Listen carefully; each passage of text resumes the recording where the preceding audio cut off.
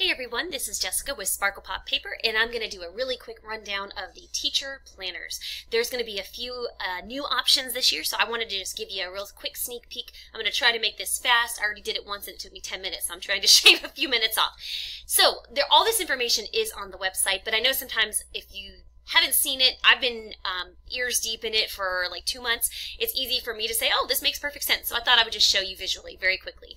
So I offer a number of teacher planners, and there's always been the monthly and the weekly planner. A few years ago I added the hybrid, and I'm adding one new one this year, so I thought it would be helpful if I showed you what they look like.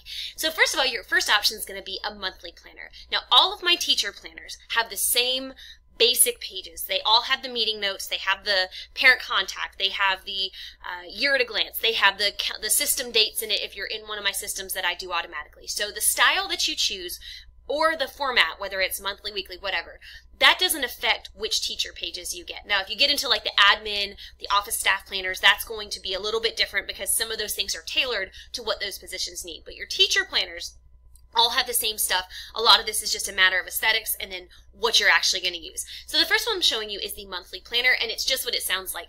With the teacher pages, it also just has monthly calendars. So I'm showing you August 2019. This just goes straight from August to September, October, and so on. There's nothing in between. This is great if you want the teacher stuff, you want your Columbia County or whichever county you're in, you want your dates in there, but you don't necessarily plan to use this for your lesson planning.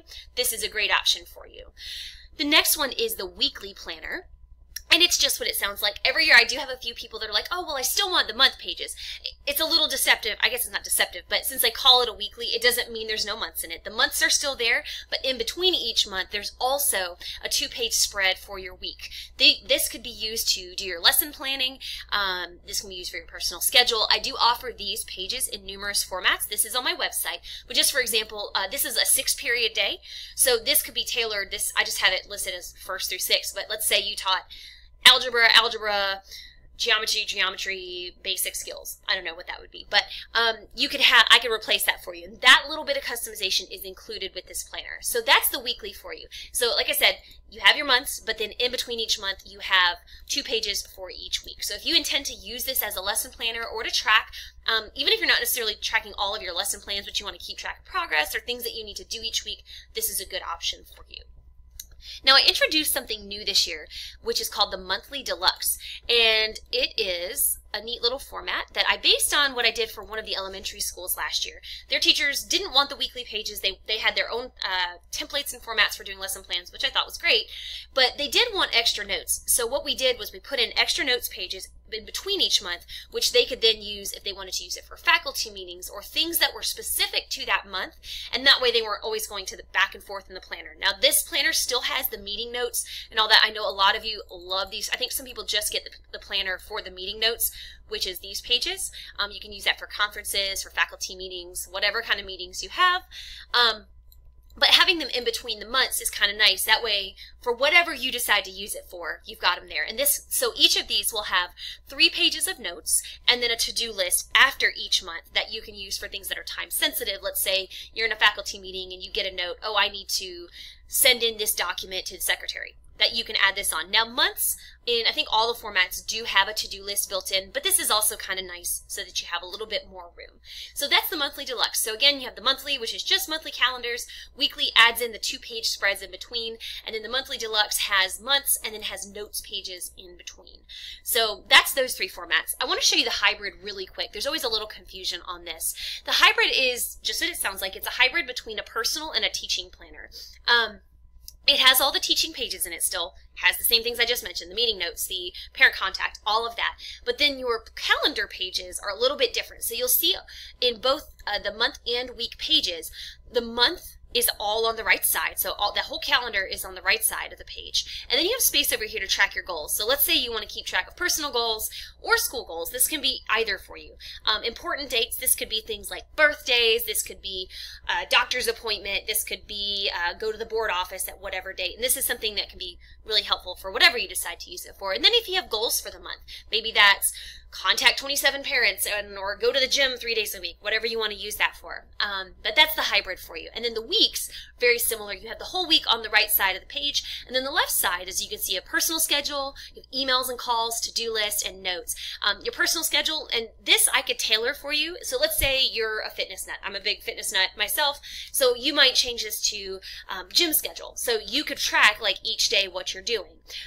Emails and calls, if that's people you need to get in contact with, you could make this your grocery list. I mean, you could let me know. The one thing with this is this, if I change the template for you on this, it'll affect the whole planner, so I wouldn't do anything that's time sensitive. Like I had the idea, this could be, you know, Jimmy's soccer schedule, but that might only be for 3 months of the year. So this would affect the whole planner. I can't edit the pages based on specific time frames, if that makes sense. And I can, as long as it's not changing the shape or the formatting of this page, if it's just a matter of like changing personal to say gym schedule or something, I could do that for you for no extra charge. So that's the hybrid. And the hybrid is its own style. So you may see it, but I can't apply this font style to other planners. So just so you know, that's a thing. So speaking of font styles, let me show you those really quick. All the ones I showed you so far with the monthly deluxe and all that, these are the Whimsy style. This replaced the Arrow style that I used last year.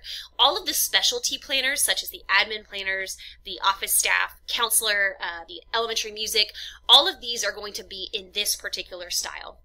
Because I only sell a few of each of those each year, I only do them in one style, just because time-wise it doesn't make sense for me to do them in 5 styles and not sell any in a particular style, because it does take time. So all of the specialty ones will be in this Whimsy style. I really like this. If you like the kind of cute look, but not over the top, this is a really nice little look. This just uses some kind of cute, my favorite, Kimberly Guess Wine fonts. And it's, as with always, it will be consistent throughout the planner, so you can see on any given page, it has that same style. And you have your meeting notes, has cute little pens and stuff on it. So this is the Whimsy style. I also have the minimal style. If you're just not a frou-frou kind of person, I don't want to stereotype, but a lot of my male customers don't want the cute stuff. They just want a simple planner. This is a great option for you, but not saying you can't get it. You get whatever you want, whatever's going to make you happy to look at every day. But this is an option. The minimal is out there as well, and that's just kind of your standard like Microsoft Word type of fonts. And so this is minimal. And the last one is another new one that I'm calling Confetti, and I really like this one. If you like the sort of calligraphy look, the brush style lettering, like if you've seen like the wooden signs that have the real pretty cursive on them, that's this style. And so this is Confetti. It's got this pretty gradient confetti look in the background, and then all of the headings are in that brush look font. This one's really nice, and that does go, like always, it goes all through the planner.